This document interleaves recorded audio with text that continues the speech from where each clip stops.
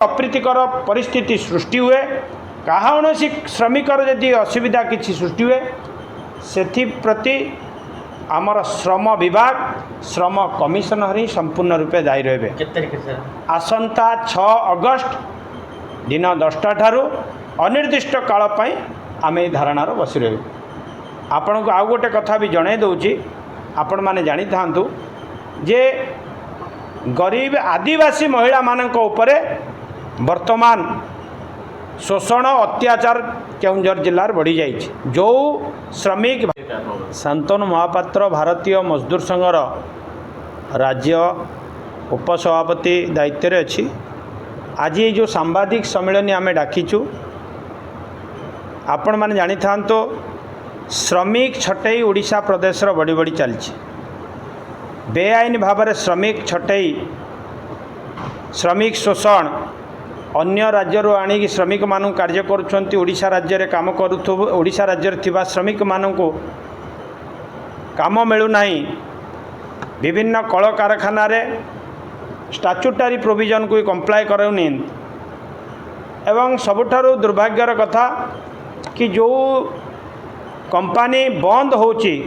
श्रमिक मानू तांकर जो नार्य प्राप्य ताकू भी एमाने कंपनी कर्तृपक्ष प्रदान करूना। आमे बारंबार श्रम कमिशनर श्रम सचिव श्रम मंत्री एवं तल स्तर रे जो माने डीएलओ डीएलसी एवं जॉइंट लेबर कमिशनर को मध्य संबंध में लिखित आम जन से संबंध में बारंबार कहला सत्वे भी सुधा कौन सी तार सुफल मिल पारना। माननीय मुख्यमंत्री जिले में विभिन्न कल कारखाना जमी एसएल माइनिंग रे श्रमिक छटई बढ़ी जाइए। एमएसपी स्पंज रे आज्ञा बेआईन भाव में साधारण संपादकों को चाकरी बाहर कर माहेश्वरी इस्पात बीके स्टील रे भी मध्य श्रमिक दीर्घ वर्ष धरी काम करतला परे भी सामानकु न्याय्य प्राप्य मिलूना। आमे बारंबार लेखिकी जनाऊँ सरकार सहित संवाद भी मध्य करुचु। सरकार संगठन मध्य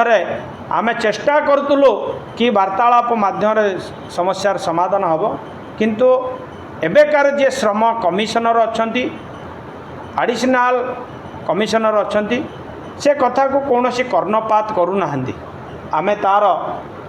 प्रतिवाद रे श्रमिक गरीब खटिकिया मेहनती मजदूर जो जिलार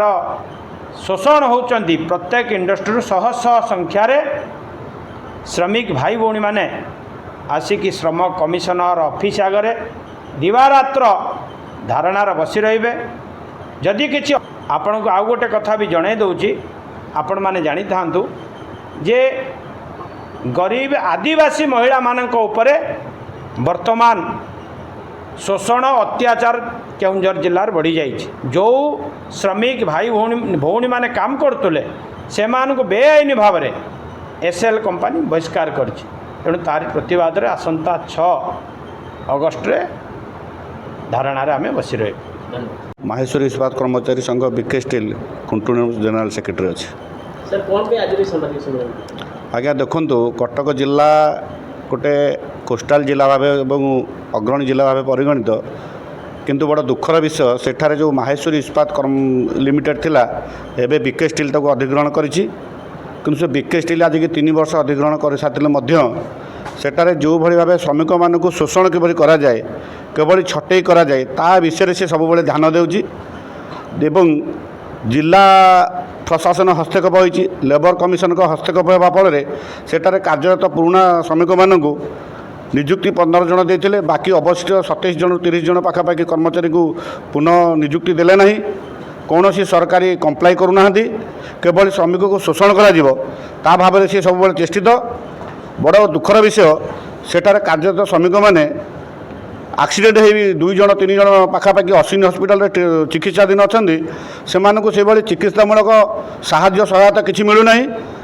एवं दैनिक भाव किभली श्रमिक मानक छटई करा बाहर राज्य को श्रमिक दिज्व